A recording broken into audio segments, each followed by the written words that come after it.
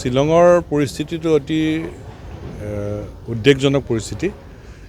শ্বিলঙৰ পৰিস্থিতিক লৈ আমি সকলো উদ্বিগ্ন আৰু যিটো পৰিস্থিতি সৃষ্টি হ'ল সেইটো কেতিয়াও গ্ৰহণযোগ্য হ'বই নোৱাৰে। এতিয়া গোটেই বিষয়টো এটা স্থায়ী সমাধান এটা লাগে। এতিয়া অসমৰ গাড়ী বা কেব সকলো যাতে শ্বিলং বা মেঘালয়লৈ যাতে নিৰাপদে যাব পাৰে, শংকাহীনভাৱে যাতে চলাচল কৰিব পাৰে, তাৰ এটা স্থায়ী ব্যৱস্থা কৰিব লাগিব। আৰু এই বিষয়ত অসম চৰকাৰ মেঘালয় চৰকাৰে এটা যৌথ উদ্যোগ লোৱা অত্যন্ত প্ৰয়োজন। দুয়োখন চৰকাৰে যৌথ উদ্যোগ লওক আৰু এনেধৰণৰ পৰিস্থিতিৰ অৱসান ঘটাবৰ কাৰণে স্থায়ী এটা পদক্ষেপ লওক। কাৰণ সকলোৱে বিচাৰিছে বিষয়টো এটা স্থায়ী সমাধান। ঘনে ঘনে যাতে এনে পৰিস্থিতি যাতে সৃষ্টি হৈ নাথাকে।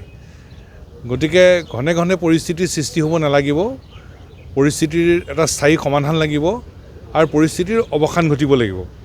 আৰু তাৰ কাৰণে অসম চৰকাৰ মেঘালয় চৰকাৰে যৌথভাৱে উদ্যোগ লওক আৰু বিশেষভাৱে অসমৰ যান বাহন, অসমৰ কেব যাতে নিৰাপদে শংকাহীনভাৱে যাতে শ্বিলং বা মেঘালয়লৈ চলাচল কৰিব পাৰে, তাৰ এটা নিশ্চিত ব্যৱস্থা গ্ৰহণ কৰাটো অত্যন্ত প্ৰয়োজন।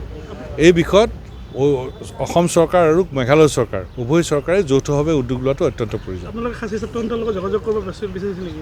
নিশ্চয় আমি খাচী ছাত্ৰ সন্থাৰ লগত যোগাযোগ কৰিম, কিন্তু ইতিমধ্যে খাচী ছাত্ৰ সন্থাৰ তেওঁলোকৰ নেতৃবৰ্গক ইতিমধ্যে গ্ৰেপ্তাৰ কৰিছে, তেওঁলোকৰ কাৰ্যালয়তো পুলিচে ৰেড কৰিছে। গতিকে খাচী ছাত্ৰ সন্থাৰ নেতৃবৰ্গ ইতিমধ্যে জেলত আছে। গতিকে আমি খাচী ছাত্ৰ সন্থাৰ লগত যোগাযোগ কৰিম। আপোনালোকে নেক্সট বিষয়টো আলোচনা কৰিবনে? কাৰণ এইটো স্পৰ্শগত বিষয়। নিশ্চয় নিশ্চয় নিশ্চয় আৰু আলোচনা আমাৰ যোগাযোগ চলিও আছে, কিন্তু এই সমস্যাটো সমাধান কৰিব কোনে? এই সমস্যাটো সমাধান কৰাৰ মূল দায়িত্ব ল'ব লাগিব অসম চৰকাৰ আৰু মেঘালয় চৰকাৰে। দুয়োখন চৰকাৰে যৌথ উদ্যোগ ল'ব লাগিব যাতে সমস্যাটো স্থায়ী সমাধান হয়।